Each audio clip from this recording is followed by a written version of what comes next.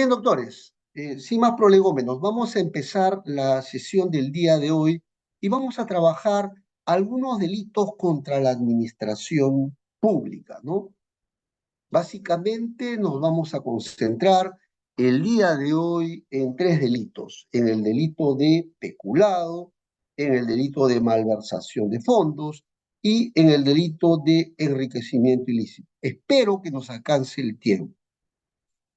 Eh, yo soy de la idea de, más que bombardear con información, me gustaría sobre todo compartir algunas ideas, sobre todo las más elementales, sobre temas vinculados a los delitos contra la administración pública y abordar los temas más neurálgicos a propósito de estos tres delitos que voy a abordar el día de hoy, ¿no? Bien, doctores, algunas ideas de entrada para el abordaje de estos delitos contra la administración pública. Algunas ideas de entrada. Primera idea de entrada, doctores. Lo primero que hay que tener en cuenta para estudiar delitos contra la administración pública o delitos específicos, como viene a ser el delito de peculado, el delito de malversación de fondos y el delito de enriquecimiento ilícito, necesariamente, doctores, y siempre lo reitero de manera machacona, ustedes deben dominar dogmática penal. La dogmática penal es la base del estudio de los delitos en particular que están en la parte especial del Código Penal. Por eso siempre suelo yo recomendar a, a todas las personas que tienen sus inicios en materia penal saber o manejar los institutos jurídicos a propósito de la dogmática penal. Sobre todo, tener el manejo de los principios generales del derecho penal que siempre van a estar presentes cuando estudiemos cada delito en particular. También necesitamos saber o conocer algunos tópicos importantes a propósito de la dogmática penal. Por ejemplo, el tema de la aplicación de la ley penal en el tiempo, la aplicación de la ley penal en el espacio. Otro instituto jurídico que ustedes deben dominar es teoría general del delito. ¿Qué duda cabe? Deben conocer teoría general del delito, porque si ustedes conocen los conceptos más importantes de la teoría general del delito, ustedes van a poder entender con facilidad la morfología de cada delito en particular, ¿no? Por eso que es importante conocer también la teoría general del delito. E incluso hay otros temas, como por ejemplo temas vinculados a los concursos de delito, ¿no? A veces, cuando el ente persecutor del delito imputa cargos, no solamente imputa un determinado delito, sino imputa una pluralidad de delitos al mismo tiempo. Y entonces interesa de todas maneras saber frente a qué tipo de concurso nos estamos enfrentando. ¿Es un concurso aparente de leyes? ¿Es un concurso ideal de delitos? ¿Es un concurso real de delitos? ¿Es un delito continuado? ¿Se dan cuenta la importancia? Por eso siempre suelo yo recomendar como una primera de entrada que ustedes cuando vayan a estudiar delitos en particular, como es el caso que vamos a trabajar el día de hoy, ustedes deben conocer los institutos más importantes de la dogmática penal, principios del derecho penal, dentro del tema de aplicación de la ley penal en el tiempo, en el espacio, el tema de la teoría general del delito y el tema vinculado a los concursos de delito. Por cierto, uno de los temas que ustedes deben tener en cuenta sobremanera viene a ser los principios generales del derecho penal, que son relevantes para resolver casos concretos. Ahí, por ejemplo, tenemos varios principios en materia de derecho penal, como varios principios del derecho penal. Voy a abrir un poco el chat, a ver, quisiera que se me comience a nombrar algunos principios, por favor, vamos. A ver, doctores, escribiendo en el chat, los estoy mirando. ¿Por qué digo que son importantes los principios del derecho penal? Les cuento, en una oportunidad tuve el enorme privilegio de asistir a una charla y nos decían que a veces se ganan los casos, ¿no? Poniendo en evidencia la afectación a los principios del derecho penal, porque son las bases del sistema jurídico penal. ¿Se dan cuenta? Por eso que es relevante tener en claro cuál es su contenido. Bien, doctores, nos han dado, ojo, principios del derecho penal, no principios del derecho procesal penal o del juicio oral. Principio de legalidad, perfecto. El otro principio, presunción de inocencia, no, es un tema procesal. El otro principio que se ha citado es el principio de culpabilidad. Culpabilidad. Esto es, solamente el sujeto que ha cometido el delito responde a título de dolo o de culpa. Está prohibida la responsabilidad objetiva. El principio de lesividad. Solamente se criminalizan comportamientos que pongan en peligro o lesionen bienes jurídicos, ¿no? Principio de debido proceso no va. El principio de última ratio, principio de última ratio, ¿no? El principio de fragmentariedad, es decir, que el derecho penal solamente se activa frente a los comportamientos penales más graves, ¿no? El principio de la responsabilidad subjetiva, el principio de humanidad, ¿no? A propósito de la aplicación de las penas.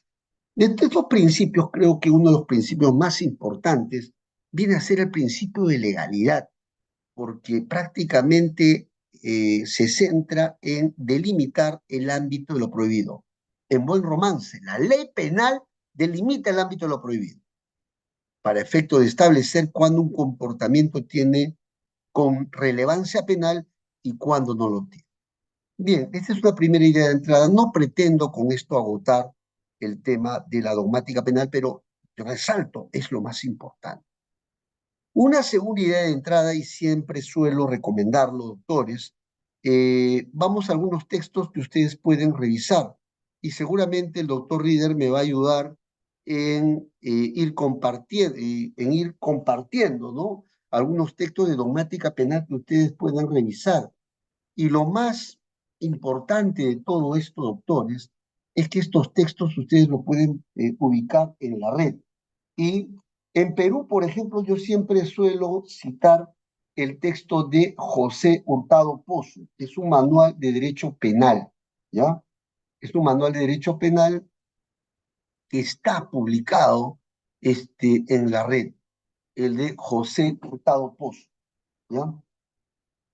Es un primer texto. Dentro de los textos nacionales voy a citar tres textos. El Hurtado Pozo, vía Vicencio Terreros, el otro texto que también suelo recomendar bastante es el texto de Percy García Cabero y el texto de Iván Méndez, ¿ya? Por favor, para que vayan compartiendo. Es el Manual de Derecho Penal Parte General. Yo he tenido la dicha de que José Hurtado Pozo ha sido mi maestro en la Universidad Nacional Mayor de San Marcos. Manual de Derecho Penal y son 1146 páginas. A ver si el doctor Reader nos ayuda a ubicar, digamos, a compartirlo en la red. El otro texto que también suelo recomendar para que ustedes dominen temas de dogmática penal viene a ser el texto de Felipe Villavicencio Terrero, ¿ya? Del maestro Felipe Villavicencio Terrero. Yo también he tenido la dicha de que sea mi maestro cuando estudié en la Universidad San Martín. El texto se llama, por favor, Derecho Penal, el parte general. Son 842 páginas, ¿ya? Que ustedes pueden consultar en la red y lo pueden bajar y lo pueden leer. Doctores, lean dogmática penal. Siempre suelo decir, 5 TikToks no te hacen un buen jurista. Hay que leer textos porque esto nos aguza, digamos, sirve para el pensamiento crítico, ¿ya? Que es lo que falta bastante, ¿no? Sí, también tenemos las obras de Raúl Peña Cabrera. Eh, por lo menos estoy compartiendo algunos textos que están en la red. El otro texto es de Percy García Cabero, ¿ya? Percy García Cabero también tiene, y está en la red, ustedes lo pueden bajar en línea, por eso, ¿ya? Percy García Cabero, él ha escrito sobre también derecho penal, parte general. El texto, por favor, se los voy a compartir de inmediato, derecho penal de Percy García Cabero.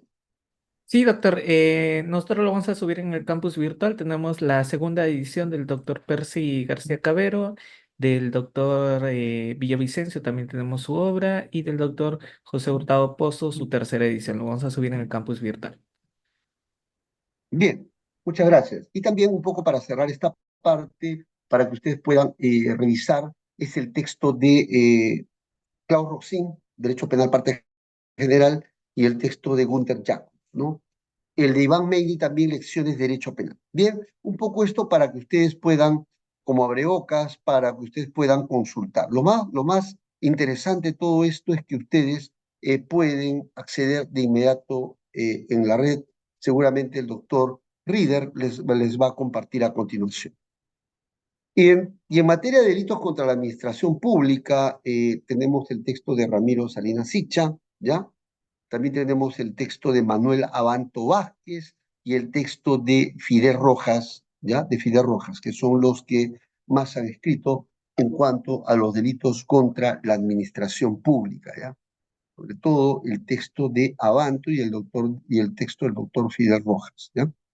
Bien, doctores, vamos a hablar un poco sobre toda esta temática, ¿ya?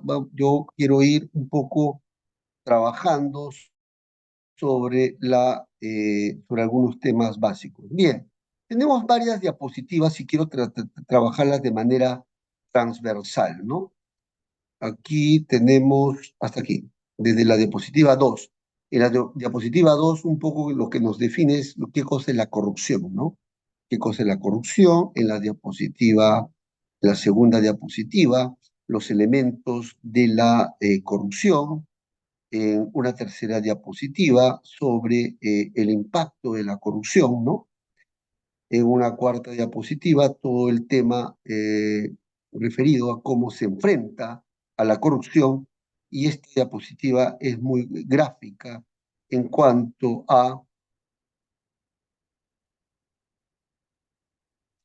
al enfoque de integridad y al enfoque sancionador, ¿no? Que se tiene para enfrentar a la corrupción. Es decir, se aborda la corrupción antes de o después de. El enfoque, evidentemente, va a ser totalmente distinto. Y luego vamos a trabajar esta diapositiva sobre acciones vinculadas a la corrupción. Hay lo que se denomina los delitos contra la administración pública y también las faltas administrativas que tienen que ver con faltas disciplinarias de los funcionarios y servidores públicos, ¿no? Bien, y aquí tenemos también la integridad pública que se exige para paliar del tema de la corrupción. Bien, doctores, y el tema de la integridad, que es un concepto que vamos a repetir machaconamente, ¿no? A lo largo de esta exposición. Bien, doctores, vamos a esta primera parte un poco para definir lo que es la corrupción. Y y vamos a tener en cuenta, vamos a tratar de definir lo que es la corrupción.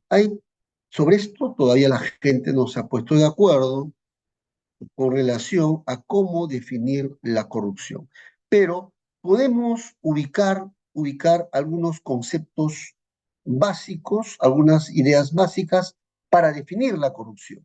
Yo creo que podríamos identificar tres ideas para definir la corrupción. Lo primero se refiere al mal uso del poder público. No hay que olvidar que cuando ingresamos a los terrenos de la corrupción, básicamente estamos entrando a los terrenos del aparato público y concretamente a los funcionarios y servidores públicos que a quienes se les otorga poder público para que puedan realizar actividades o funciones públicas, ¿no? ¿Y cuándo se presenta la corrupción? Básicamente cuando se presentan tres elementos. Primer elemento es el mal uso del poder público que se le ha conferido al funcionario servidor público. Por cierto, el concepto de corrupción no solamente está presente en la esfera pública, sino en la esfera privada. Es por eso que cuando vamos a abordar aquí el concepto de corrupción, estamos hablando del mal uso del poder público o privado. La segunda idea es que lo que busca quien comete actos de corrupción es un beneficio indebido, que puede ser de carácter económico como no económico, ¿no? Y lo tercero es que como consecuencia de realizar actos de corrupción, ¿no? Se afectan principios y deberes éticos y derechos fundamentales. Reitero, tres ideas para entender el fenómeno de la corrupción en términos generales. ¿No es cierto? Cuando se habla de la corrupción, se habla aquí en términos generales tanto de la corrupción pública como la corrupción privada. Y aquí voy a detenerme. Por lo general, lo que en el Perú se ha criminalizado es la corrupción pública. Todavía no hemos ingresado, no se ha desarrollado todavía acá en el Perú el tema de la corrupción privada. En otros países sí ha merecido un gran desarrollo, un gran tratamiento normativo y tiene amplia ejecución, ¿no? Entonces, tres ideas. Primera idea es el mal uso del poder público o privado que se ha conferido, pues, a un funcionario público o a un funcionario privado. Lo segundo es que, como consecuencia de que el funcionario privado o público, cuando practica o realiza actos de corrupción, busca un beneficio indebido, que puede ser de carácter económico como no económico. Y lo tercero es que,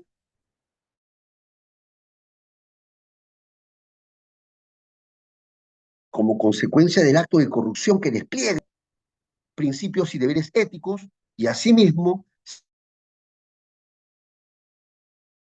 se van a afectar derechos fundamentales. Es por eso que se dice que el fenómeno de la corrupción afecta derechos fundamentales. Vamos a la siguiente diapositiva.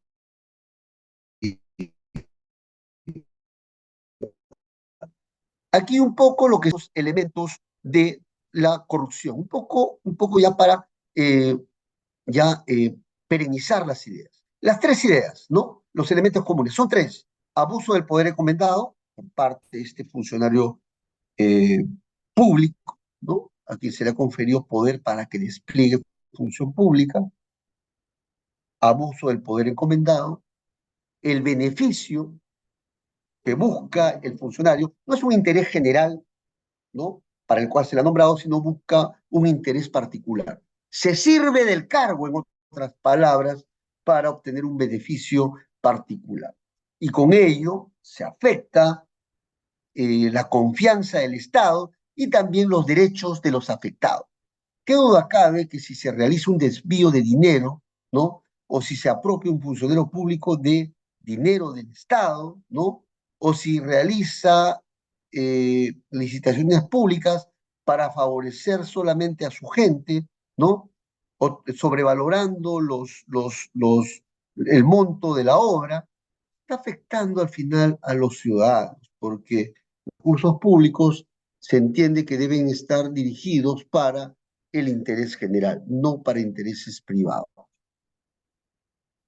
Entonces aquí ya perennizamos las ideas, abuso del poder encomendado, el beneficio particular que busca el funcionario servidor público y la afectación a la imagen del Estado y también a los derechos fundamentales de los afectados, de la ciudadanía en general.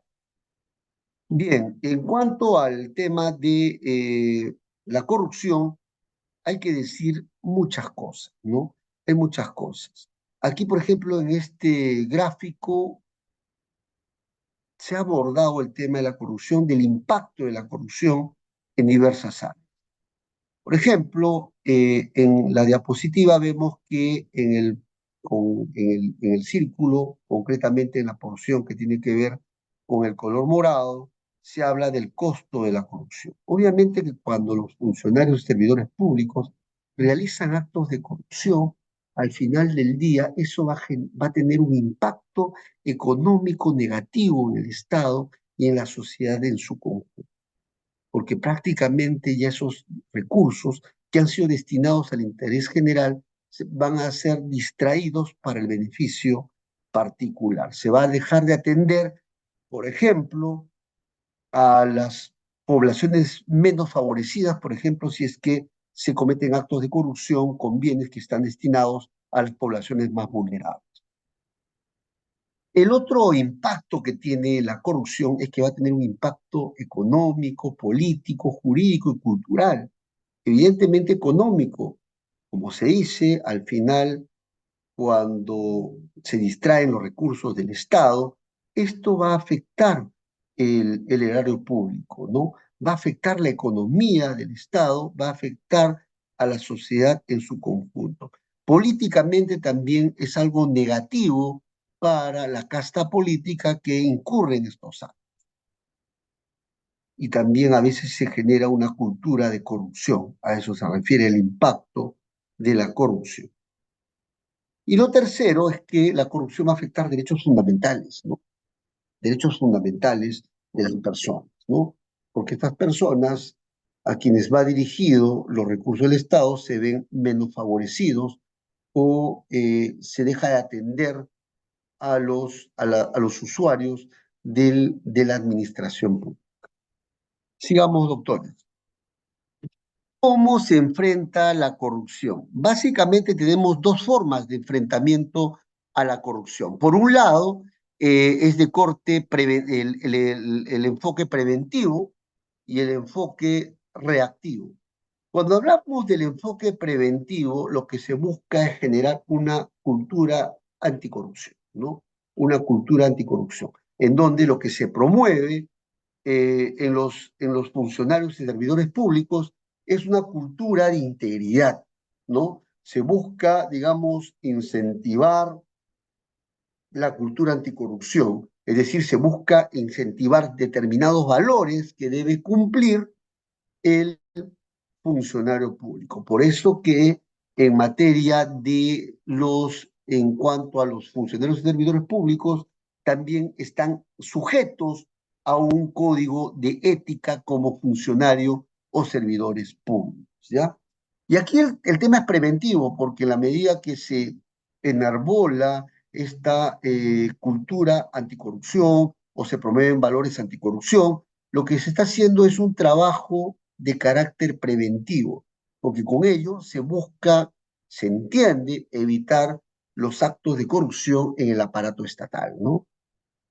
Pero a veces eso no funciona porque nosotros como seres humanos somos perfectibles y a veces ocurre que los funcionarios y servidores públicos cometen delitos y vamos a ver que en el Perú los índices de corrupción en las entidades públicas es alto. Y cuando ya se cometen los delitos, prácticamente se entiende que este enfoque preventivo que se está aplicando prácticamente fracasa, ¿no? Ese enfoque de integridad que se buscaba también fracasa. Entonces no queda más remedio que aplicar el enfoque sancionador. Esto es de aplicación de penas a los funcionarios o servidores públicos que delinquen. Y si el comportamiento no tiene relevancia penal, incluso se activa el derecho disciplinario para sancionar a los funcionarios públicos o privados, a los funcionarios públicos que hayan cometido faltas disciplinarias. Entonces, vean ustedes los enfoques para enfrentar la corrupción. Un enfoque preventivo, donde se promueve una cultura de integridad en el funcionario público, y cuando este enfoque fracasa, prácticamente ingresamos al enfoque sancionador. Al enfoque sancionador donde prácticamente ya se activa la persecución penal, ¿no? Ya prácticamente ya ha fracasado el enfoque preventivo, hay que sancionar a aquellos funcionarios o servidores públicos o a personas vinculadas a los funcionarios o servidores públicos que hayan cometido delitos contra la administración pública. Bien, entonces acá tenemos, ¿no? El tema del enfoque de integridad, ¿no? Y el enfoque sancionador, ¿no? Prácticamente aquí hay algunas notas características. El hecho que se tienda a privilegiar el enfoque de integridad, eso no quiere decir que se tenga que descuidar el enfoque sancionador, porque en la vida nada es químicamente puro. El hecho que algunas entidades establezcan como políticas institucionales promover una cultura de integridad en su personal, en los funcionarios y servidores públicos, ello no implica que se tenga que descuidar el aspecto o el enfoque sancionador a aquellos funcionarios para enfrentar o para castigar a aquellos funcionarios que hayan incurrido en delitos contra la administración. Y tenemos también el enfoque sancionador, que se dice que nosotros profesamos una cultura reactiva. Por lo general reaccionamos cuando ya se cometió el delito y solemos reaccionar de manera reactiva, pidiendo sanciones altas contra los funcionarios o servidores públicos que han cometido esta clase de delitos. Bien, doctores, y estamos ya quiero terminar esta parte porque me interesa ya entrar a los delitos en particular, ¿ya? Bien, acciones vinculadas a la corrupción. Acá tenemos temas de prácticas cuestionables, faltas administrativas y delitos. Es decir, en el primer rubro estamos de las prácticas cuestionables que puedan desplegar los funcionarios públicos y que tienen que ver básicamente con la ética de la función pública, ¿no? En cambio, el otro espectro de la falta disciplinaria, ya estamos frente a actos que han sido considerados por falta disciplinarias por las normas administrativas que sancionan a los funcionarios o servidores públicos que incurren en faltas disciplinarias. También tenemos el campo de los delitos, cuando ya los funcionarios o servidores públicos incurren en delitos en particular. Por ejemplo, el delito contra la administración pública, o el delito de peculado, que vamos a trabajar el día de hoy, el delito de malversación de fondos, el delito de enriquecimiento ilícito. Son acciones para enfrentar la corrupción, ¿no? Por cierto, el tema de las prácticas para hacer frente a las prácticas cuestionables desde el punto de vista ético de la función pública, se suele aquí recurrir a los códigos, ¿no?, de ética de la función pública. ¿Cuáles son digamos, los,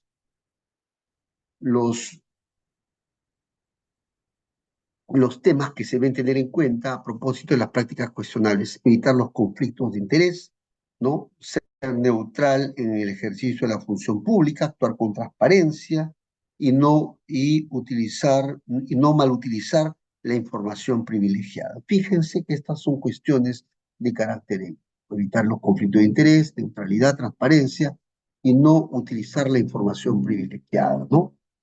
Y tenemos también las faltas administrativas. Acá tiene que ver sobre todo con faltas administrativas de carácter laboral. Los funcionarios públicos, por lo general, son tales por estar bien en la carrera pública de la 276 o bien en el régimen privado, ¿no?, de la 728. No hay que olvidar ello, ¿ya? Así es que hay que tener en cuenta que si alguien incurre en una falta disciplinaria, puede ser materia de un procedimiento administrativo disciplinario. Se le puede imponer las sanciones administrativas que contemplan, ¿no? Por ejemplo, en el sector público, la 276, ¿no?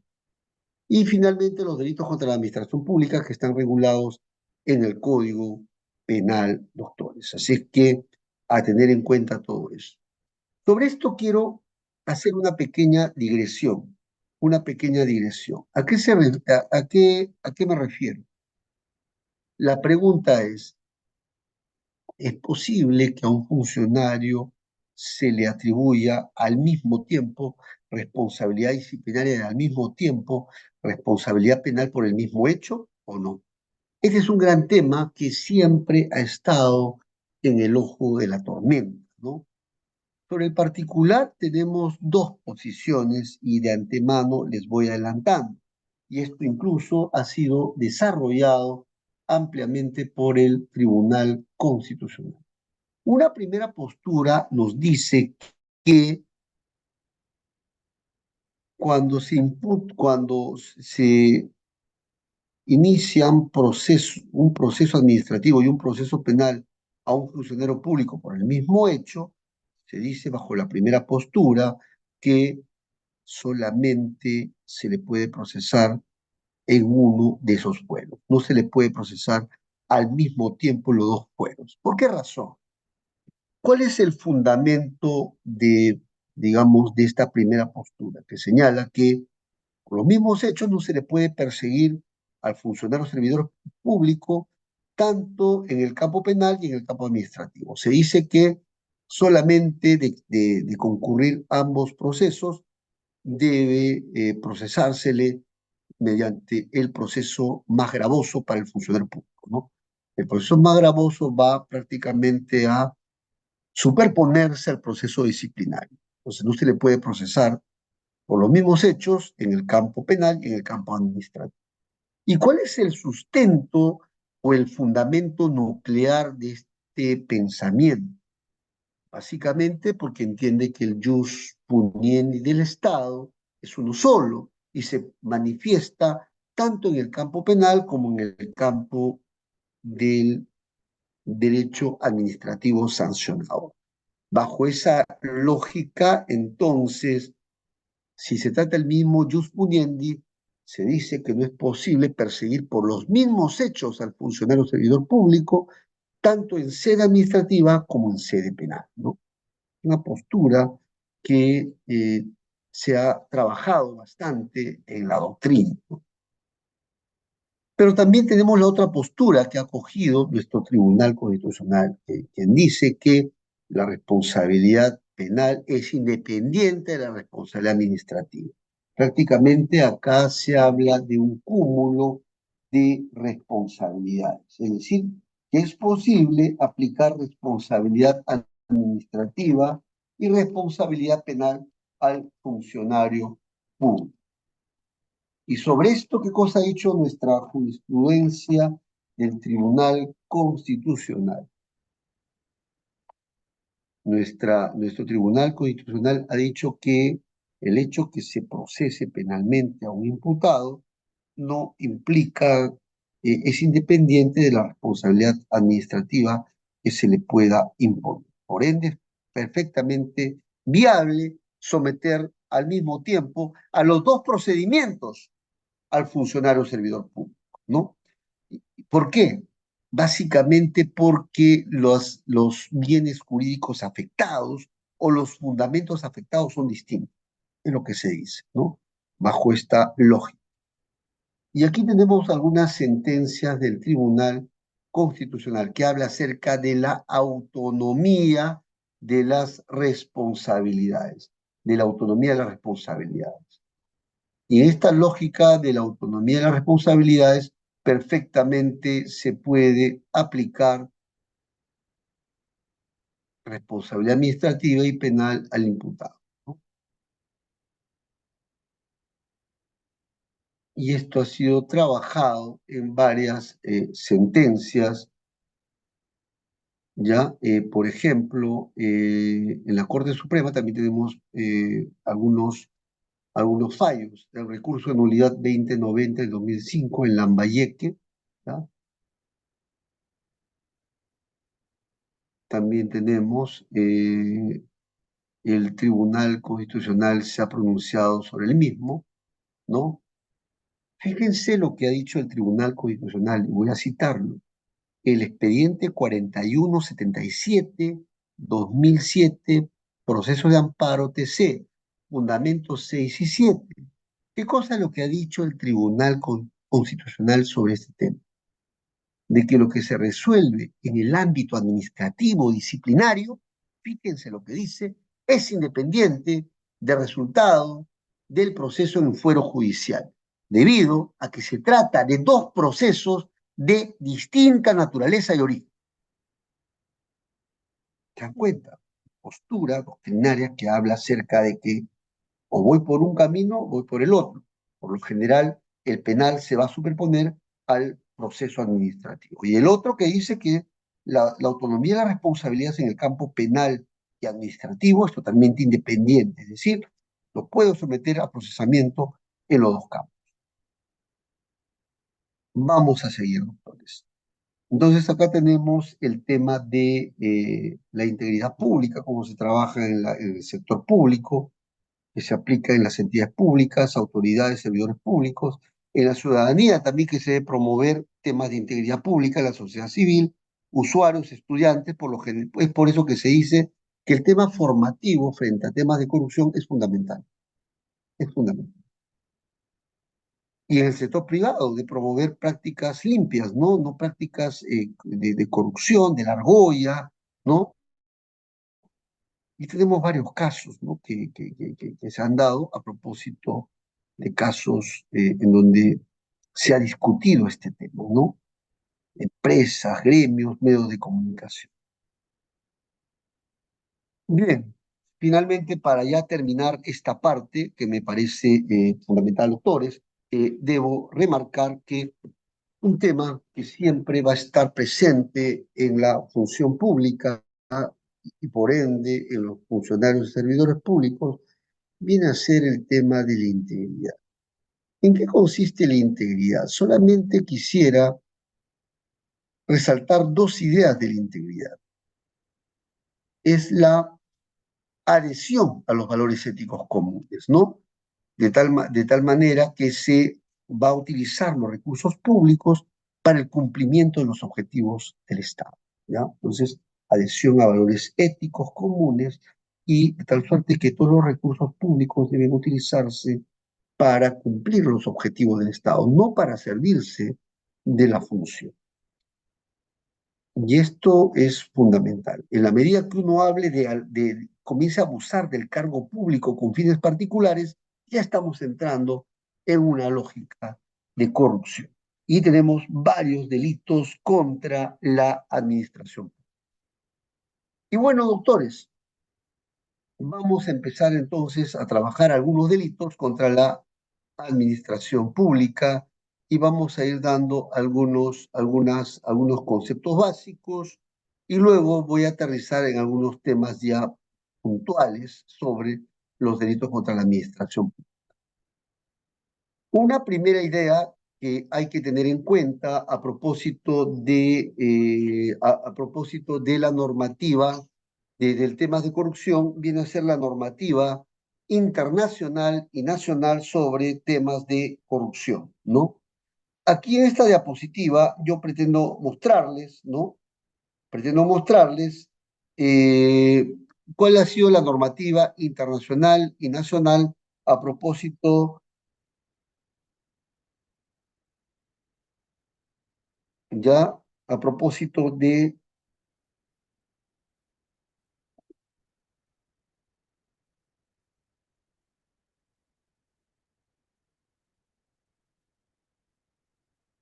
a propósito de la normativa internacional y nacional. En la normativa internacional, señores, hay algunos textos que ustedes deben revisar.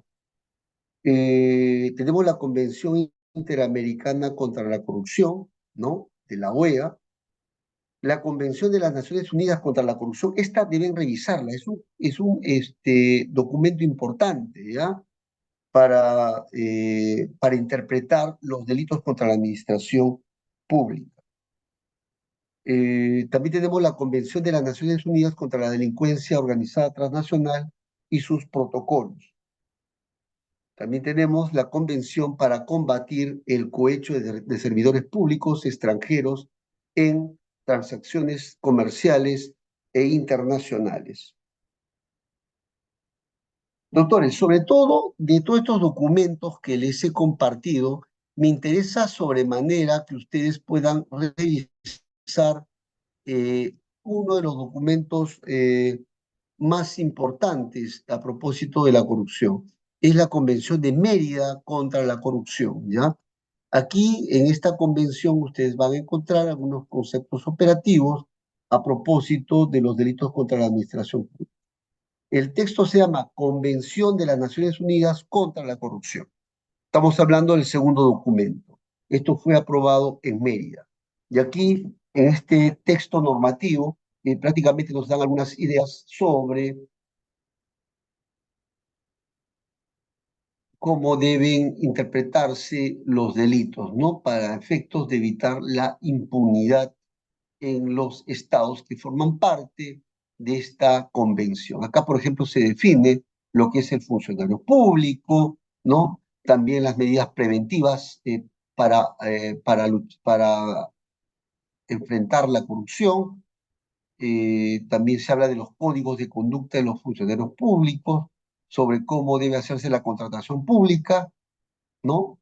La información pública, el tema de las medidas relativas al poder judicial. Fíjense lo que dice, señores, en el artículo 11, para que vean ustedes de que estos documentos son serios y tienen que ser seguidos por los estados, sobre todo el Perú, que forma parte de esta convención. Por ejemplo, acá se dice que teniendo presentes la independencia del Poder Judicial y su papel decisivo en la lucha contra la corrupción, cada estado parte, dice, de conformidad con los principios fundamentales de su ordenamiento jurídico y sin menoscabo de la independencia, adoptará medidas para reforzar la integridad y evitar toda oportunidad de corrupción entre los miembros del Poder Judicial. Fíjense, toda una normativa. Y también esto aplica al Ministerio Público, ¿no? Con idéntico fin, ¿no? Para que de esa manera el Ministerio Público también goce de autonomía frente al Poder Judicial. Fíjense todo este paquete de normas que deben que debe observarse en el tema de la administración pública. En la normativa nacional tenemos el Código Penal y acá, sobre todo, el capítulo que ha sido dedicado a los delitos contra la administración. Vamos entrando ya en materia, doctores, y esto sí me interesa un poco trabajar, pero luego voy a ir nuevamente a la dogmática penal, doctores, que para mí es sumamente importante. Eh, Tenemos lo que es el bien jurídico protegido en los delitos contra la administración pública, ¿no?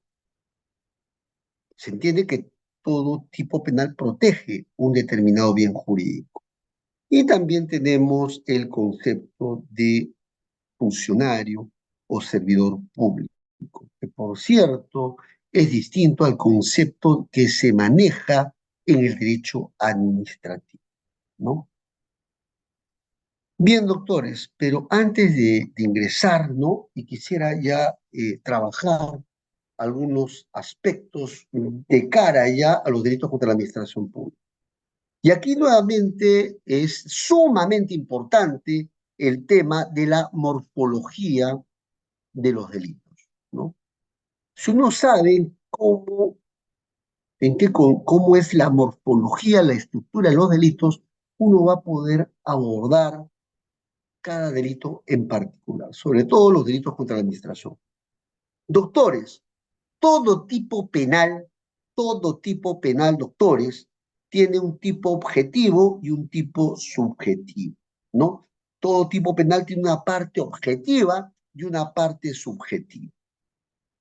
Vamos a la parte, a la tipicidad objetiva. Cuando hablamos de la tipicidad objetiva, ¿a qué estamos haciendo referencia, doctores?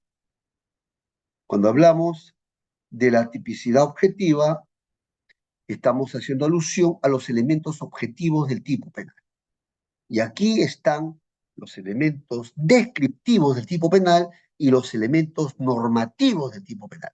Ustedes han escuchado siempre, ¿no? Cuando hablamos de la parte objetiva o del tipo objetivo del tipo penal, hay que identificar los elementos descriptivos del tipo penal de los elementos normativos del tipo penal, ¿no? Y esto nos enseña, por ejemplo, el profesor Iván Meini en su texto Lecciones de Derecho Penal. Los elementos descriptivos del tipo penal son aquellos elementos que pueden identificarse, que pueden perfectamente ser captados a través de los sentidos, ¿no?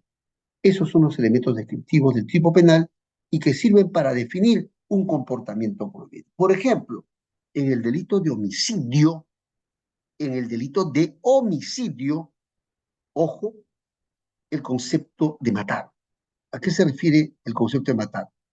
Cierto, el concepto de matar, que es el verbo rector del delito de homicidio, es un elemento descriptivo del tipo penal porque puede ser aprendido a través de los sentidos, ¿no? Fenomenológicamente hablando, ¿no? El acto de matar, ¿no?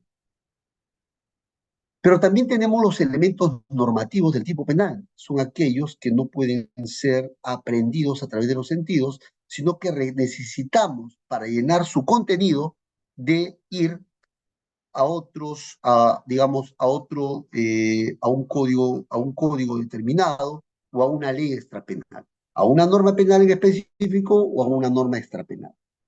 Por ejemplo, el concepto de funcionario o servidor público es un concepto, es un elemento no descriptivo, sino normativo del tipo penal, porque es la ley penal que en su artículo 425 del Código Penal define a quién se le debe catalogar como funcionario o servidor público. Y ahí vamos a ver que el concepto penal de funcionario o servidor público es distinto, es distinto, es distinto al concepto administrativo de funcionario o servidor. Por ejemplo, ustedes saben que en el ámbito estatal hay personas que tienen vínculo laboral con el Estado como funcionarios o servidores públicos y están sujetos o regulados por el decreto legislativo 276, ley de la carrera administrativa. Pero también tenemos gente que tiene vínculo laboral con el Estado a través del sector privado. Y esto ocurre, por ejemplo, con algunas entidades públicas que le dan un régimen laboral privado a sus trabajadores. También hay otros que están bajo un régimen del CAS, ¿no?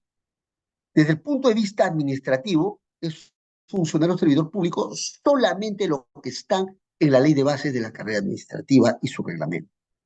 Sin embargo, el concepto penal de funcionario o servidor público difiere del concepto administrativo. Es por eso que el artículo 425 del Código Penal nos dice que funcionario, servidor público son los que están en la carrera administrativa, pero no solamente ellos, sino también aquellas personas que desempeñan cargos políticos o de confianza, o que independientemente de su vínculo con el Estado, tenga vínculo laboral con el Estado. O sea, no interesa qué tipo de vínculo, basta que tenga una relación contractual con el Estado. Por eso, por eso que por eso que necesariamente es funcionario o servidor público los que están en CAS, los que están también en el régimen privado, ¿no? En el régimen privado, entre otros, ¿no? Bien, ¿quiénes más son funcionarios o servidores públicos? Los administradores y depositarios de caudales embargados o depositados por autoridad competente.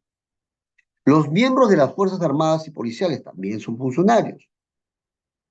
También los designados, elegidos o proclamados por autoridad competente para desempeñar actividades o funciones en nombre o al servicio del Estado. Lo que quiere decir, bueno, ustedes pueden ver el artículo 425.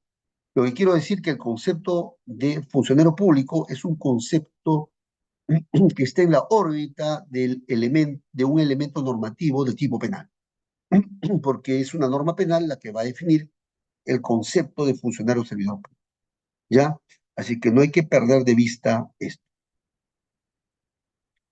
Bien, doctores, ya hemos visto que en el tipo objetivo tenemos los elementos descriptivos del tipo penal y los elementos normativos del tipo penal, pero vamos más allá. En la parte objetiva del tipo penal siempre identificamos quién es el sujeto activo del tipo penal, quién es el sujeto pasivo, cuál es el bien jurídico protegido, el verbo rector, ¿no? Y el medio comisivo. No se olviden, en la parte objetiva del tipo penal hay que identificar quién es el sujeto activo, quién es el sujeto pasivo, ¿Cuál es el bien jurídico protegido en todo delito, incluyendo los delitos contra la administración pública? También hay que identificar el comportamiento material del delito. Esto es el verbo rector o los verbos rectores del comportamiento material. Y también el medio comisivo, ¿no? El medio comisivo. Los medios a través de los cuales se va a realizar el comportamiento material del delito. Esto es aplicable a todos los delitos, incluyendo los delitos contra la administración. Vean que este esquema básico es importante de cara, digamos, a explicar cualquier delito, incluyendo los delitos contra la administración. Por ejemplo, cuando hablamos del sujeto activo de un delito, hay que distinguir a los delitos especiales, a los delitos comunes versus los delitos especiales. Esto es una clasificación que viene de la dogmática penal que permite clasificar a los delitos en función al sujeto que comete el delito. Cuando hablamos del sujeto activo, podemos decir que el sujeto activo puede tratarse de un delito común o un delito especial. ¿Cuál es la diferencia entre un delito común y un delito especial? Cuando hablamos del sujeto activo y de un delito común, estamos haciendo referencia a que el sujeto activo de ese delito puede ser cualquier persona. Por eso que cuando se describe o se redacta el tipo penal, se suele utilizar la terminología el que. Ejemplo es el delito de homicidio, que puede ser cometido por cualquier persona. Por eso dice, el que mata a otro será sancionado con pena privativa de libertad de tantos años a tantos años. Como ustedes podrán ver, el delito de homicidio es un delito común, porque puede ser cometido por cualquier persona.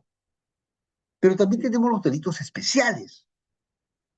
En los delitos especiales, el sujeto activo no puede ser cualquier persona, solamente de personas que tengan o ostenten determinada cualificación especial. Por ejemplo, por ejemplo, el delito de colusión. El delito de colusión es un delito especial propio, porque el sujeto activo solamente puede ser un funcionario o servidor público. Lo mismo puede decirse del delito de peculado que vamos a trabajar a continuación, porque el sujeto activo solo puede ser un funcionario o servidor. ¿Se dan cuenta lo importante que es todo esto? De tal suerte que si en el sujeto activo no concurre esa cualificación especial, no se configura el delito. Se dice que los delitos especiales propios se caracterizan porque la cualificación especial que se exige en el sujeto activo fundamenta el delito. Y esto se predica en el delito especulado, del delito de malversación de fondos y del delito de enriquecimiento ilícito. Porque si nos vamos al artículo correspondiente, vamos a ver que el sujeto activo solo puede ser un funcionario o servidor público. Por eso se dice que son delitos especiales propios, propios, que la cualificación especial va a servir para fundamentar el injusto. De tal suerte que si en el sujeto activo no concurre esa cualificación especial, no se configura el delito de peculado o el delito de malversación de fondos o el delito de enriquecimiento ilícito. ¿Ya? Más adelante vamos a ver la problemática de los extraneus, ¿no? De aquellas personas que no son funcionarios, pero que le ayudan o colaboran con el funcionario público para la comisión de los delitos.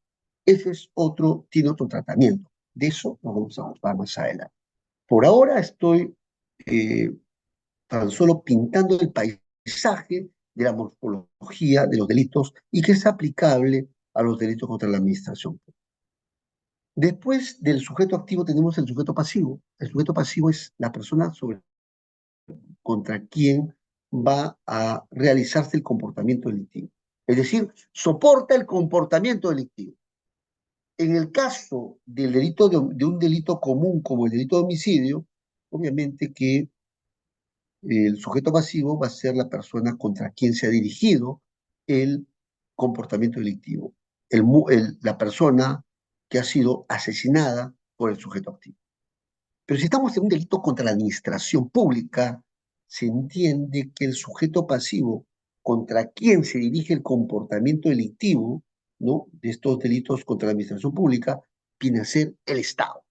Eso que decimos que el sujeto pasivo en los delitos contra la administración pública viene a ser necesariamente el Estado. Después de haber identificado al sujeto activo y también al sujeto pasivo, a continuación debemos identificar el bien jurídico. Y aquí la nota particular. La mayoría de los delitos solamente protege un determinado bien jurídico.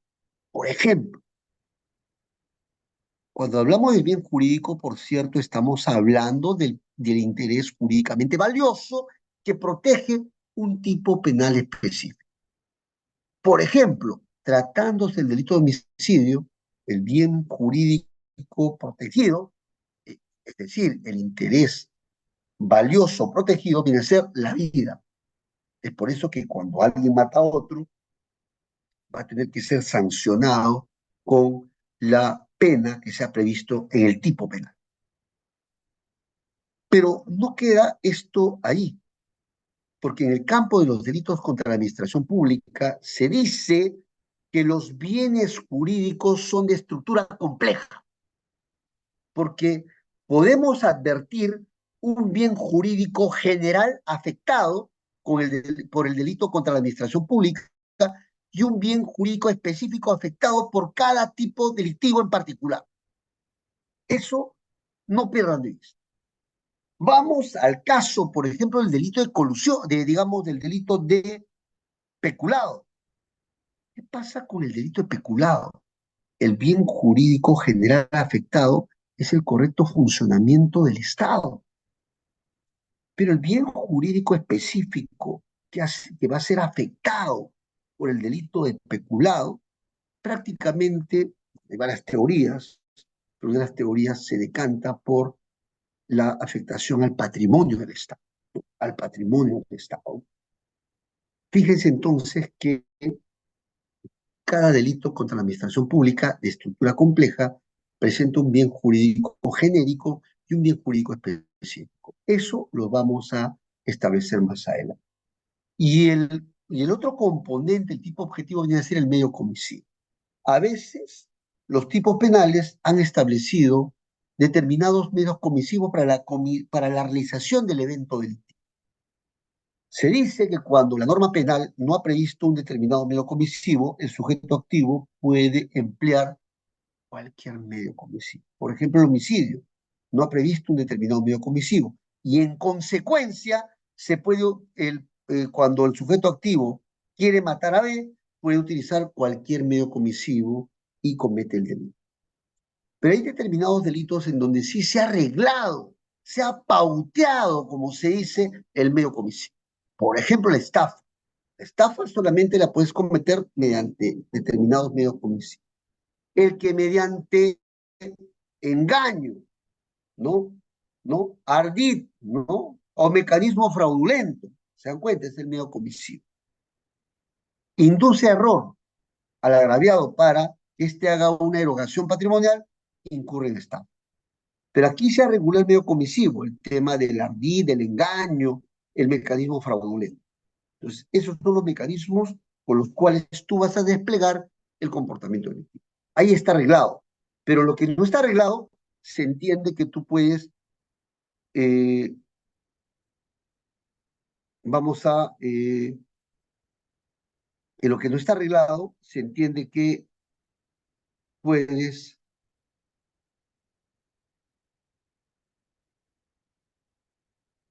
en lo que no está arreglado, se entiende que puedes cometer o puedes utilizar cualquier medio comisivo. No está arreglado. Bien, doctores, estas son algunas ideas. Y la tipicidad subjetiva, ¿por qué es importante el tema de esta parte general? Porque al final, cuando vamos a cada tipo penal específico, lo vamos a poder ubicar con facilidad. Vamos a la tipicidad subjetiva. El elemento subjetivo principal es el dolo o la culpa. El dolo es conciencia y voluntad para la comisión de delito. La culpa se refiere a la infracción del deber de cuidado y como consecuencia de ello, se produce un resultado lesivo no querido por el agente. Ejemplo, el accidente de tránsito. Alguien manejando a toda velocidad en una zona donde debes ir a 30 kilómetros por hora, atropella a alguien, se entiende que ha infraccionado el deber de cuidado y como consecuencia de ello se ha producido el atropello de una persona, la muerte, no querido por el agente. Ese es el elemento subjetivo principal, dolo o culpa. Pero también hay elementos subjetivos adicionales, por ejemplo, la finalidad específica, ¿ya? Cuando se dice que un tipo penal exige una finalidad específica, ese es el caso, por ejemplo, el delito de colusión simple, se entiende que en ese supuesto, estamos frente a un delito de tendencia interna trascendente, porque el tipo penal exige, además del dolo, una finalidad específica que busca el sujeto activo. Con el delito de colusión se entiende que hay un pacto colusorio para defraudar al Estado, y ese para defraudar al Estado es una finalidad específica. Es por eso que se dice que es un delito de tendencia interna trascendente.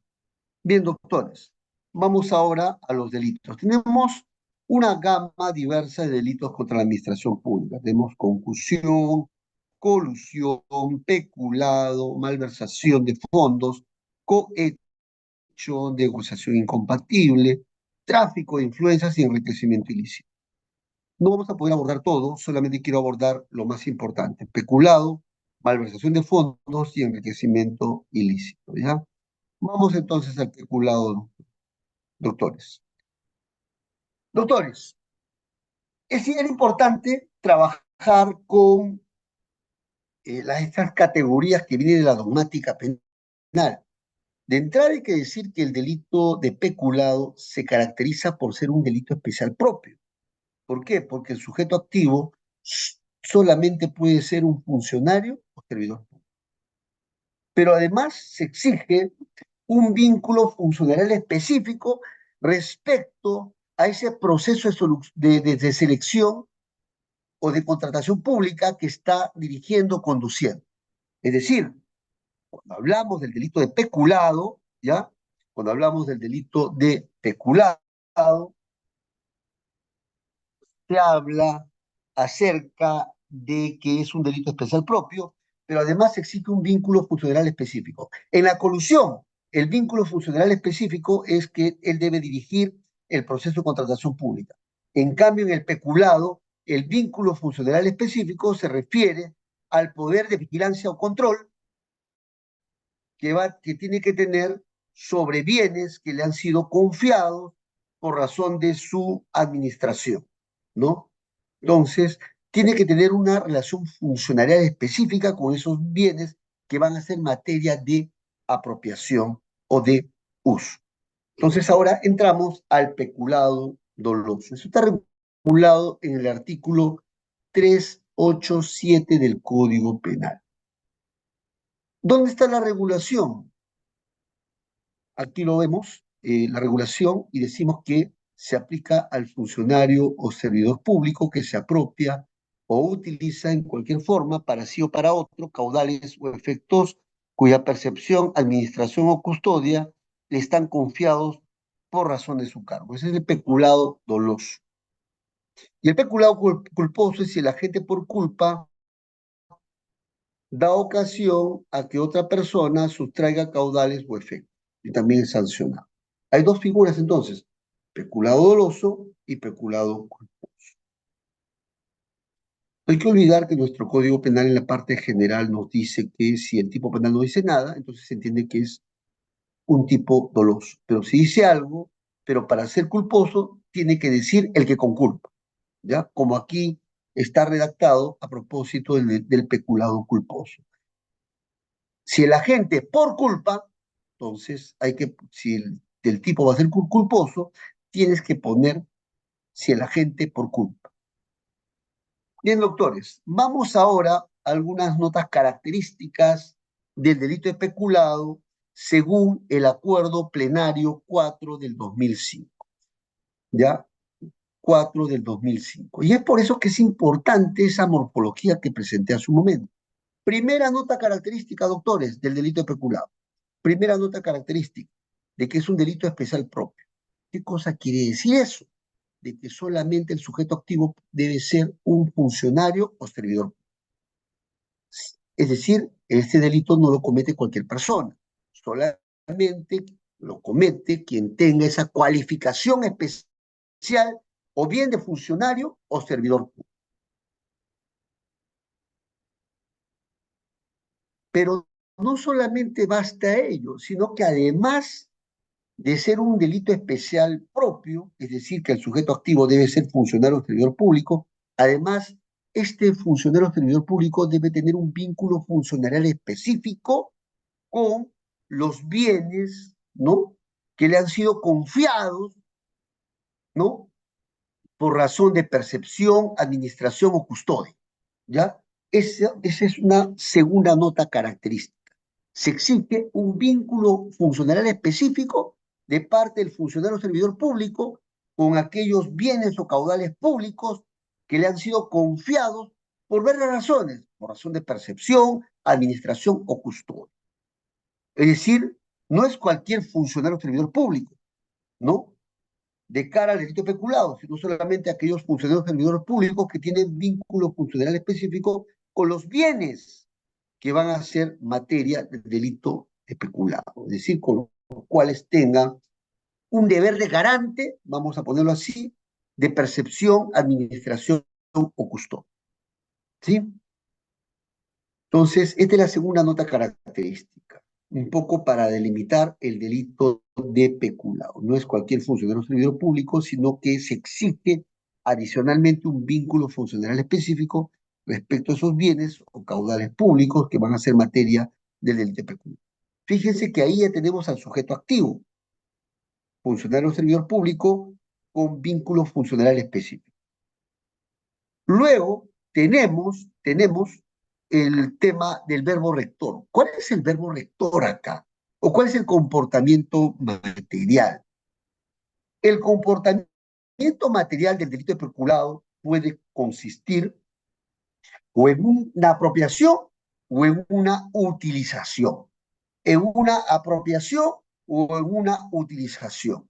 ¿De qué? De los caudales o efectos del Estado.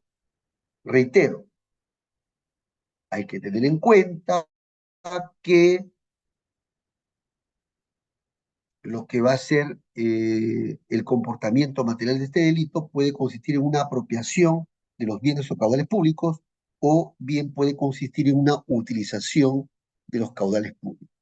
Y decimos que es un tipo penal alternativo porque se configura con cualquiera de los dos comportamientos materiales, o bien mediante o bien a través del comportamiento de la apropiación o bien a través del comportamiento de la utilización de esos caudales públicos. Cuando hablamos de la apropiación, estamos haciendo alusión a que el funcionario o servidor público va a ser suyo esos caudales o efectos del Estado, de tal suerte que los va a apartar de la esfera jurídica del Estado para ingresarlos a su esfera patrimonial del propio funcionario público o de un tercero. Reitero, cuando hablamos del comportamiento material del delito de peculado, estamos hablando de dos comportamientos típicos, o bien puede consistir en la apropiación o bien en la utilización. Cuando hablamos de la apropiación, es cuando el funcionario o servidor público hace suyo esos bienes o caudales del Estado, con fines estrictamente no particulares. Y lo aparta de la esfera jurídica del Estado y lo lleva hacia su esfera jurídica, ¿no? De él o de un tercero, ¿no? En cambio, la utilización viene a ser al aprovechamiento de las bondades de ese bien público, de ese caudal público que le ha sido confiado a ese funcionario o servidor público. No busca que ese caudal público lo haga suyo, sino lo que busca únicamente es disfrutarlo, aprovecharlo nada más, sacarle, como se dice, o disfrutarlo, es decir, utilizarlo para sí mismo, sin apropiarse del mismo. ¿Y cuál va a ser el objeto material del delito, doctores? Los caudales y efectos ¿ya? Cuando hablamos de los caudales, estamos hablando de bienes de contenido económico, inclusive, incluyendo el dinero, y de los efectos sobre objetos, cosas o bienes que tienen un valor patrimonial. Reitero, se dan cuenta cómo es importante la tipicidad objetiva. Y hemos identificado al sujeto activo, funcionario o servidor público, que tiene vínculo funcional específico con los bienes que se le han sido, que están bajo su administración, custodia o percepción. El segundo elemento es el sujeto pasivo, recae sobre el Estado. El bien jurídico, ¿cuál es? Bien jurídico genérico, el correcto funcionamiento del Estado. Y el bien jurídico específico es el patrimonio del Estado, la custodia, el deber de garante que tiene que desplegar sobre los bienes del Estado que tiene bajo su órbita de competencia. Y luego tenemos el comportamiento material, que puede consistir en un comportamiento de apropiación, ser suyo, el bien público, o puede consistir en una utilización, en aprovecharse simplemente de ese bien materia de peculado, ¿no? De ese bien materia de peculado. ¿Y cuál es el objeto material del delito? Hemos dicho que son dos, caudales y los efectos públicos, ¿no? Acá está el dinero, bienes muebles, entre otros. Todo aquel objeto que tenga un valor patrimonial, un valor patrimonial público, ¿no? Esto en cuanto al peculado doloso. El peculado doloso, por cierto, exige que el sujeto despliegue este comportamiento delictivo, el comportamiento bien de apropiación o bien de utilización, lo haga con conciencia y voluntad. ¿Cabe el peculado culposo? Claro que sí, cabe el peculado culposo. Y esto se da cuando el funcionario o servidor público con culpa, es decir, infraccionando el deber de cuidado, prácticamente o descuidándose de manera inexcusable de la custodia de los bienes públicos, prácticamente por su actuar desaprensivo, va a causar que otros se apropien de los bienes del Estado. Aquí hay que ser sumamente cuidadoso, porque cuando hablamos del peculado culposo, no es que el funcionario se ponga en combinación con un tercero para que este tercero se apropie del mismo, porque ahí, en ese supuesto, estamos frente a un peculado doloso con una nota de colaboración de un tercero, del extraneus, para apropiarse, por ejemplo, de una computadora de la entidad pública. Imaginemos el caso de que un funcionario público quiera apropiarse de un bien, de una computadora de la entidad pública y pide la ayuda de un extraneus, digamos, que es su amigo y que no es funcionario público, y le ayuda a cargar para apropiarse y llevarse a otro lado. En ese caso, se dice que el funcionario o servidor público va a cometer el delito de peculado como autor o partícipe. Y el extraneus va a ser un colaborador respecto al peculado con relación al funcionario o servidor público. Va a ser un colaborador, es por eso que va a ser cómplice del delito de peculado en ese caso específico, ¿no? Así es que oído a la música, ¿no? El tema de peculado culposo tiene otro contenido. Es cuando el funcionario servidor público que tiene el deber de administración sobre bienes del Estado que le han sido confiados, simplemente por descuido permite que otros se apropien del mismo. Por ejemplo, olvidas poner las cerraduras, olvida olvida ponerle llave al almacén donde están los bienes, y prácticamente por ese comportamiento desaprensivo permite que otros se apropien de estos bienes, de estos caudales o efectos públicos, ¿no? Ahora, en ese caso, simplemente se actúa con culpa. No hay que olvidar que la estructura del tipo culposo, aplicable también al delito de peculado culposo, es la siguiente: hay una infracción al deber de cuidado. Infracción al deber de cuidado que tiene que ver con las obligaciones de custodia de los bienes que le han sido confiados al funcionario servidor público. Pero por otra parte, también tenemos que como consecuencia de ello se produce un resultado lesivo, que es que otro se apropia del bien para sí mismo, ¿no? Se apropia del bien para sí mismo y se produce ese resultado lesivo, pero que no es querido por el sujeto activo, no ha sido querido por él, ¿no? Eso hay que dejarlo bien claro.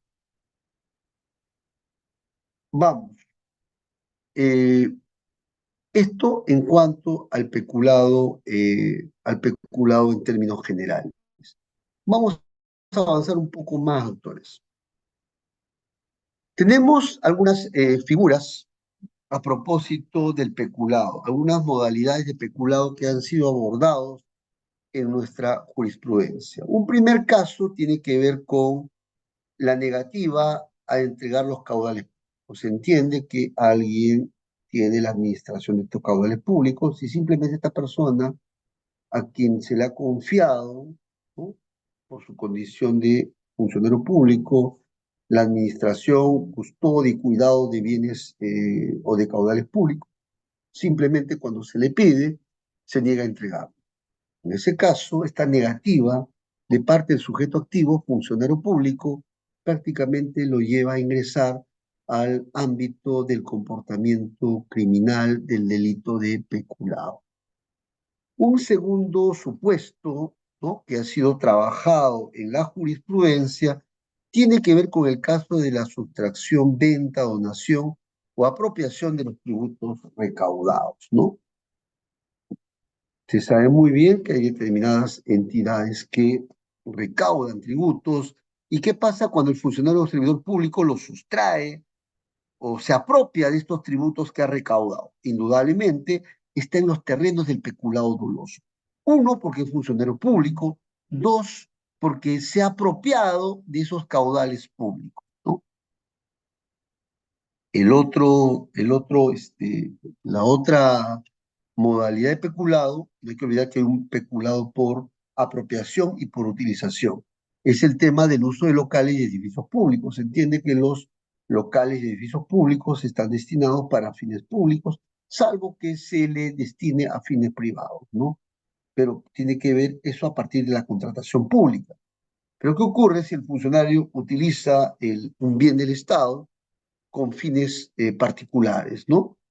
Que no tienen nada que ver, ninguna vinculación con la función pública? En ese caso, entraríamos al peculado, a la segunda modalidad del peculado, el peculado por utilización, ¿no? Porque se están usando locales y edificios públicos, ¿no? Otra modalidad que también se trabaja, que es una modalidad del delito peculado, es la destrucción de caudales y efectos. No hay que olvidar que cuando el funcionario tiene la administración de estos caudales o efectos públicos, se entiende pues que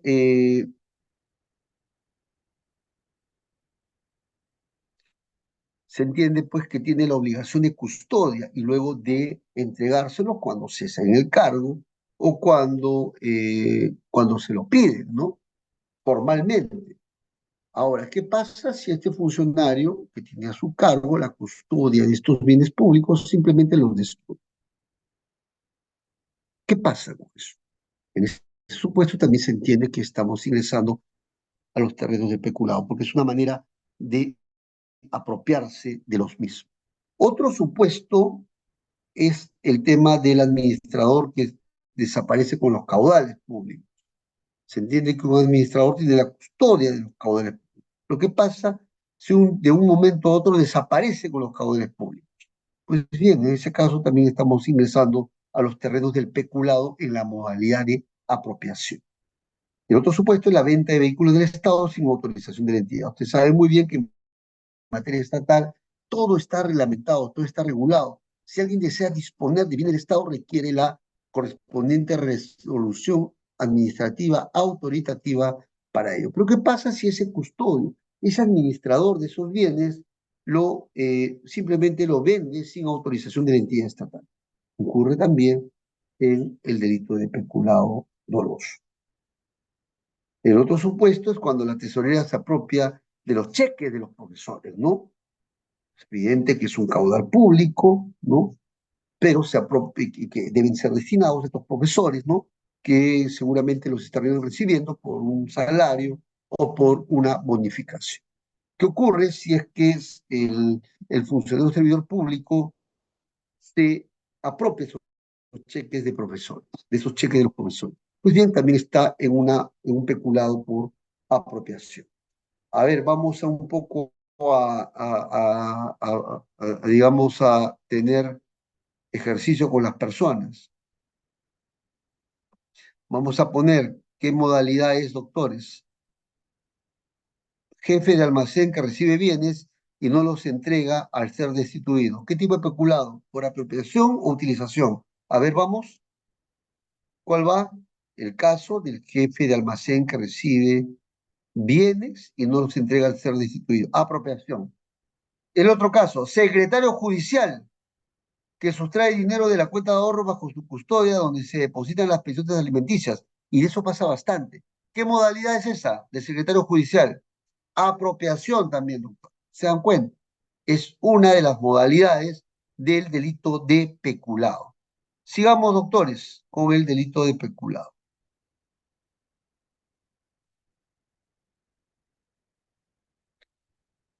Bien, acá vamos a ver un caso, ¿no?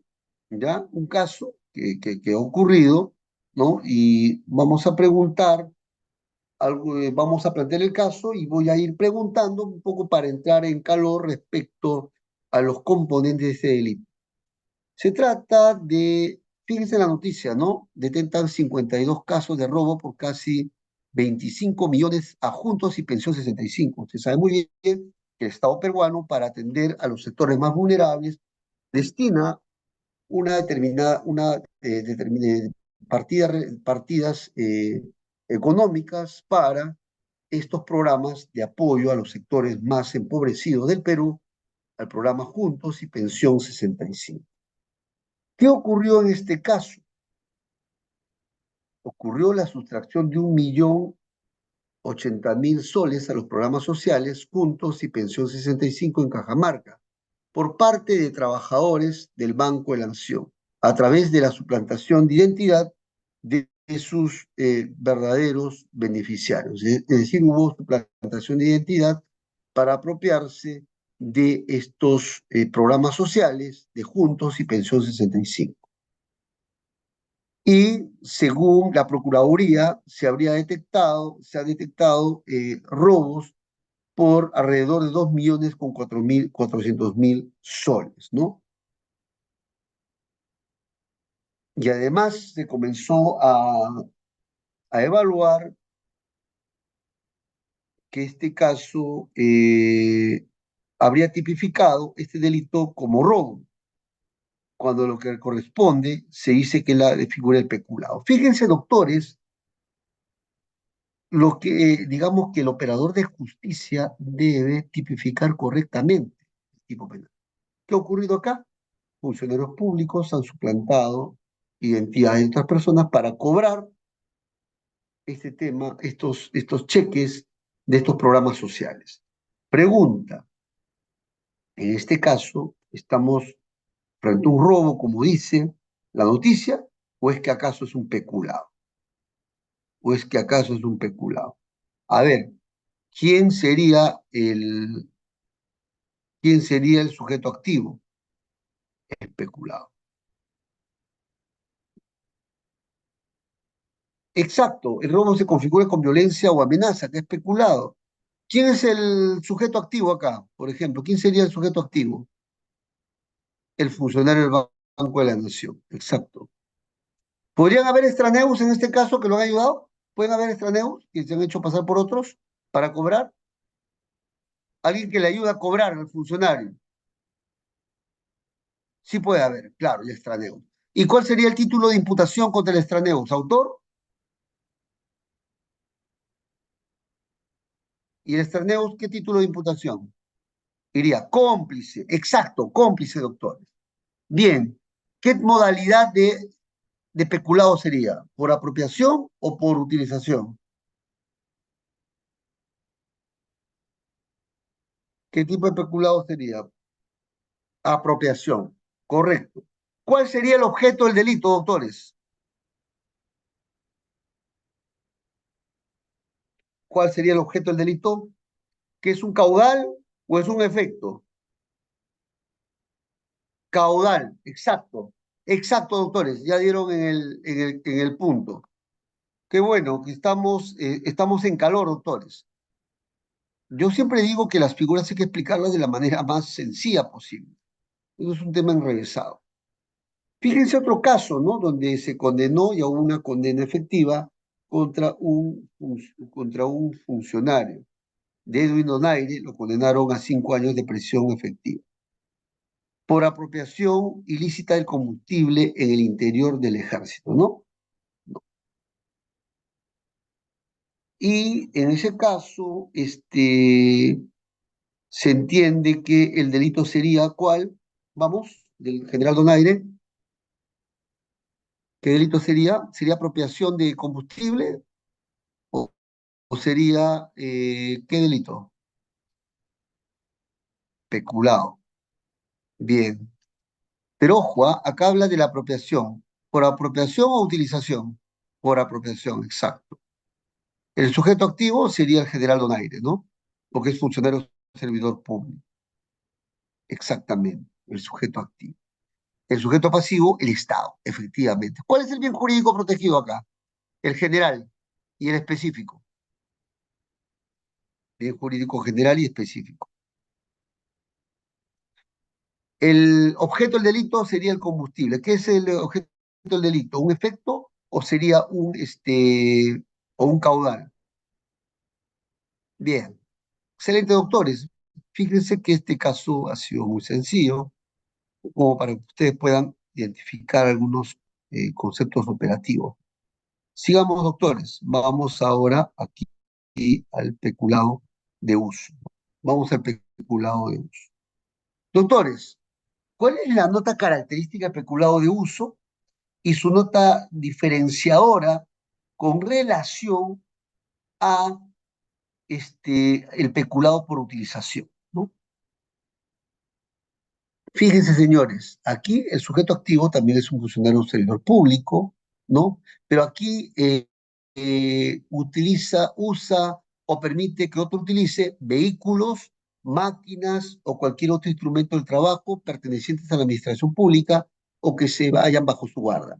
Es la misma estructura, doctores, ya en el peculado de uso. Pero es la nota característica.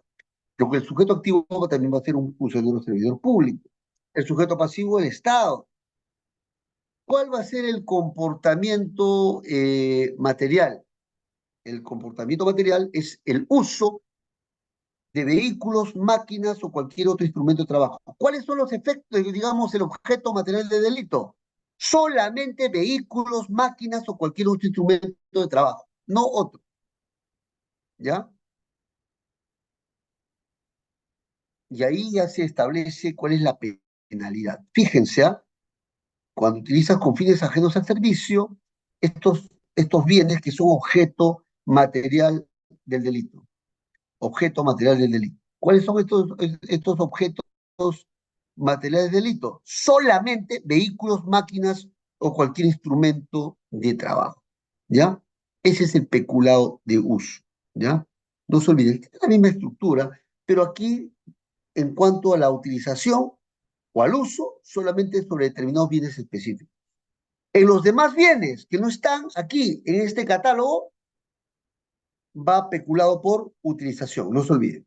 Solamente los bienes específicos mencionados aquí, peculado de uso. Los que no están mencionados ahí, peculado por utilización. No se olviden, eso es la nota característica, porque a veces la gente suele confundirse, ¿no? ¿Cuál es la diferencia entre un peculado de uso versus un peculado por utilización? Pues bien, en el peculado de uso, estos tres bienes que están en el catálogo, digamos, un listado cerrado. Los demás que no están en ese listado cerrado, peculado por utilización. Vamos a poner un ejemplo, doctores, para que ustedes puedan ver esto con toda claridad.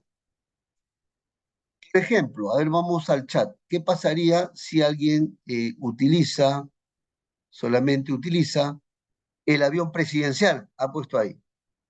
Imaginemos que alguien utiliza el avión presidencial. ¿Es peculado de uso o peculado por utilización?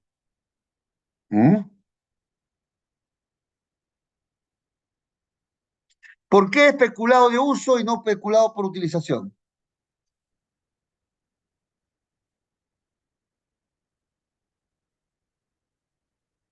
Uso.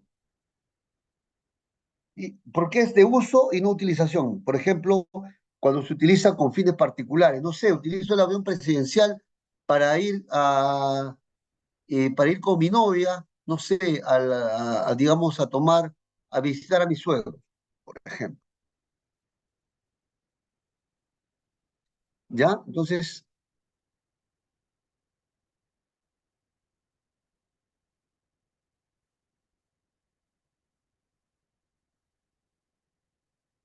exacto, doctor, especulado de uso. Ya. Ahora, en el caso de un teléfono especulado de la entidad, lo utilizas el teléfono para hacer llamadas al extranjero porque resulta que tu novia se fue a España a hacer un curso a palestra. Especulado de uso. Exacto, porque es un instrumento de trabajo, ¿no? ¿Qué pasa si utilizas el edificio o el primer piso de la entidad pública para hacer el cumpleaños del hijo del funcionario? ¿Qué peculado es ese?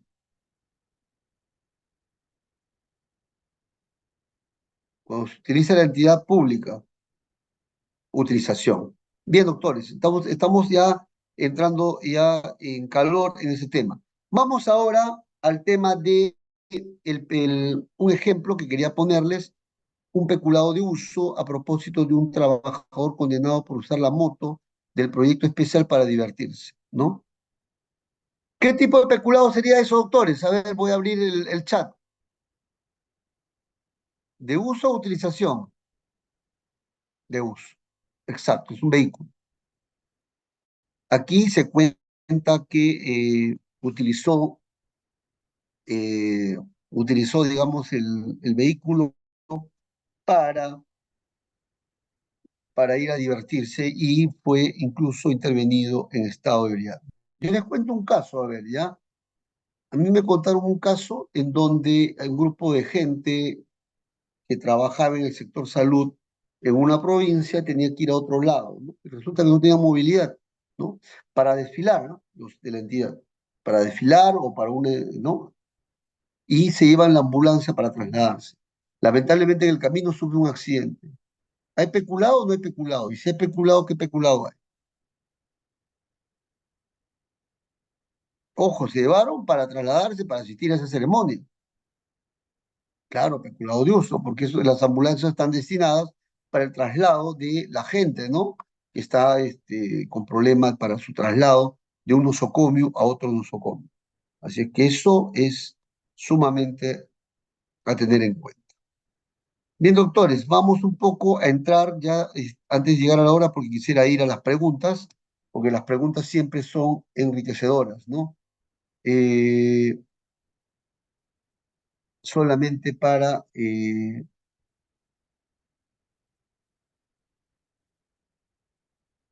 son enriquecedoras. El enriquecimiento ilícito.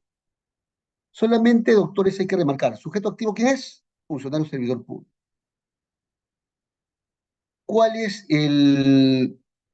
la nota característica o el comportamiento típico del bien jurídico aquí del enriquecimiento ilícito? ¿Qué cosa es? La probidad del funcionario público. Ese es el bien jurídico específico protegido. Y el bien jurídico genérico viene a ser el correcto funcionamiento de la administración pública. Y en cuanto al comportamiento material, ¿no? Es el incremento ilícito del patrimonio, ¿no? Incremento ilícito es cuando se incrementa ilícitamente el patrimonio, ¿no? Respecto a sus ingresos legítimos, ¿no? Tiene que haber, pues, un incremento significativo de su patrimonio, ¿no? No justifica su patrimonio, ¿no? El funcionario servidor público. Y eso en cuanto al bien jurídico, ¿no? El medio comisivo, abuso del cargo, ¿no? El medio comisivo, el que abusando de su cargo. El verbo rector es incrementar ilícitamente el patrimonio. Bien, vamos a un caso un poco para centrar el tema. Tiene que ver con el caso del exalcalde Carlos Burgos. Se dijo de que presentaba un desbalance patrimonial de 8 millones entre el 2007 y 2013. ¿Qué hizo este exalcalde para justificar para legitimar el dinero? Constituyó empresas de fachada y adquirió inmuebles. ¿Qué ocurrió en ese caso? No pudo él, se advirtió un incremento significativo de su patrimonio que se entendió que era ilícito porque no pudo justificar de dónde vendía todo ese dinero que tenía, ¿no? Y es por eso que fue condenado, porque era un funcionario público y además habría desplegado el comportamiento material del delito, ¿no? Desplegó el comportamiento material del delito.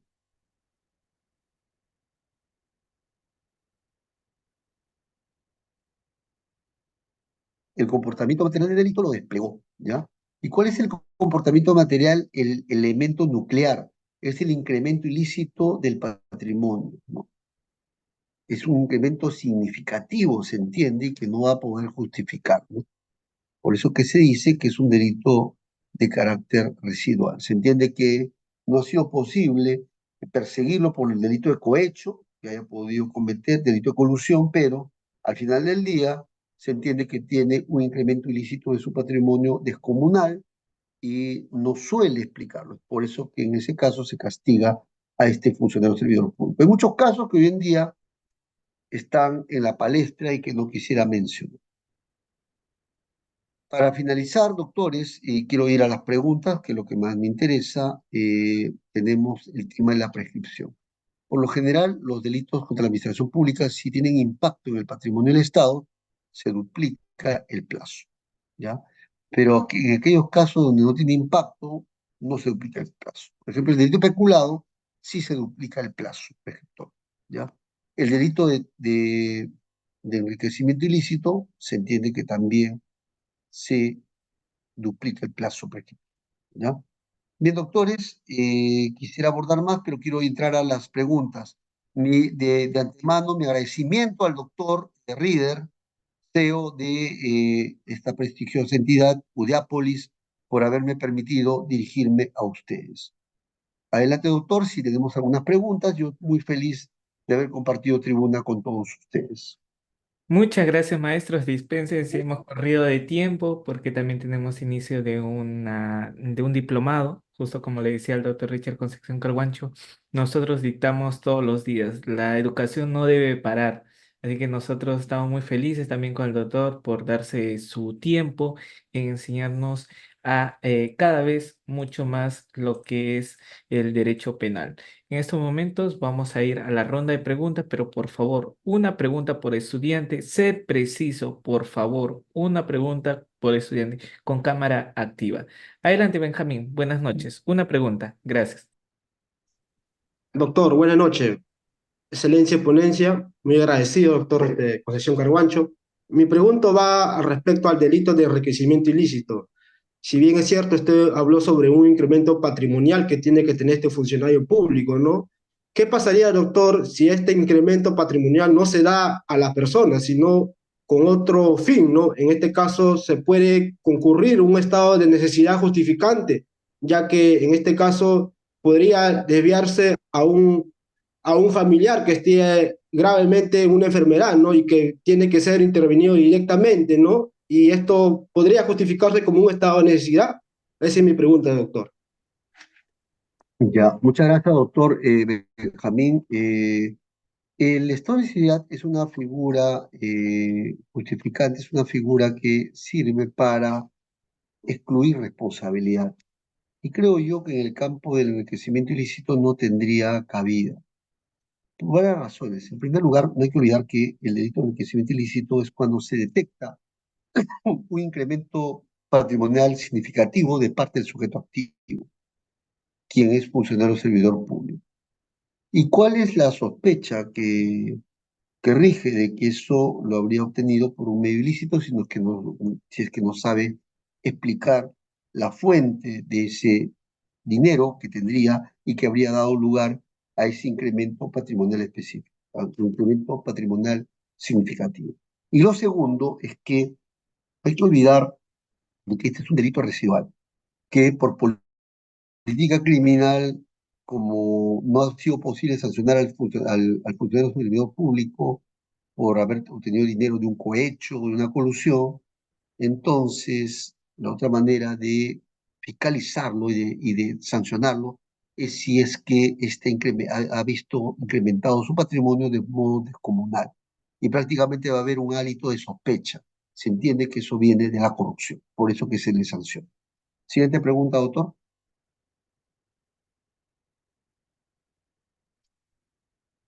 Muchas Doctor gracias, Líder, maestro. siguiente Sí, pregunta. gracias, maestro. Ya saben, con cámara activa, estimado Víctor Santiago, adelante, por favor, una pregunta. Gracias. Víctor Santiago, ¿puedes activar tu audio? Muy buenas noches, doctor. Excelente ponencia. Me gustaría hablar más desde un enfoque social. Soy estudiante de tercer ciclo, me ha costado un poco entender su clase, pero de todas maneras, excelente presentación y gracias por el conocimiento que ha compartido con todos nosotros. Mi pregunta sería, ¿qué efectos tiene la impunidad de estos delitos, o sea, peculado, malversación de fondos y enriquecimiento ilícito, sobre la confianza pública en las instituciones? ¿Cómo usted, si estuviera dentro de su poder, cómo manejaría esto para poder restaurar la confianza? Porque dentro de la opinión pública, el funcionario público, está muy mal visto, ¿no? ¿No cree usted? Excelente pregunta, doctor. Solamente, qué bueno que haya preguntado usted y que sea un estudiante de tercer ciclo. Por eso que es importante, doctor, que usted revise algunos textos de dogmática penal. En la medida que uno tenga un mejor manejo de la dogmática penal, sobre todo en las categorías de delito, uno va a estar con mayor facilidad para entender todos estos temas, ¿no? Sí, en el campo de los delitos contra la administración pública, muchas de las críticas que se le hace es el tema de la impunidad, porque al final no se termina sancionando a los funcionarios públicos y este es un mal mensaje. Diego de Becchi, quiero terminar con una cita de Diego de Becchi, él decía que es malo para la sociedad los falsos negativos y los falsos positivos. Es malo condenar a un verdadero inocente, eso no debe pasar, pero sí como es malo que el sistema condene a un verdadero inocente también es malo para la sociedad porque genera un mensaje de impunidad que se absuelva a un verdadero responsable. Por eso que el trabajo que hacen los operadores de justicia debe ser serio. Y el tema de la corrupción es un tema que siempre ha estado enraizado. En el Perú, siempre. Hay que leer el texto de William Quirós, Historia de la corrupción del Perú, que seguramente el doctor Riera se lo va a compartir más adelante. ¿Otra pregunta? Muchas gracias, maestro. Y la última pregunta de la noche. Estimado Carlos, buenas noches. Una pregunta, por favor. Muy buenas noches, doctor. Muchas gracias por su ponencia. ¿Se puede considerar peculado cuando el funcionario público utiliza el personal de la institución para que le haga trabajos o trámites para su propio fin? Gracias. Ese es un tema que no ha sido regulado expresamente, ¿ya? ¿Ya? No ha sido regulado expresamente, es por eso que estaría fuera de la órbita del campo del ámbito de lo prohibido, ¿no? En otras latitudes sí se suele criminalizar este tipo de comportamientos, ¿no? Cuando se utiliza el personal para temas particulares, ¿no? Pero en Perú no está criminalizado todavía, ¿no? Eh, pero este tema yo diría que no está cerrado. Sería interesante leer, ¿no?, la Convención de Lucha contra la Corrupción para ver en qué términos se interpreta el tema del fenómeno de la corrupción. Si solamente se refiere al tema de los bienes o y si también incide sobre el personal. Ustedes se recordarán, ¿no?, en el caso de Walter Ríos, incluso al personal que hacía limpieza en el Poder Judicial lo llevaba a su domicilio para que le haga limpieza particular, ¿no? Habría que ver si eso calza o no como un delito de peculado, ¿no? Entonces aquí yo todavía tengo mis dudas, ¿no? Acerca de ello, ¿no? Salvo cuando se comprometan bienes o efectos del Estado. Muchas gracias, a Audiápolis.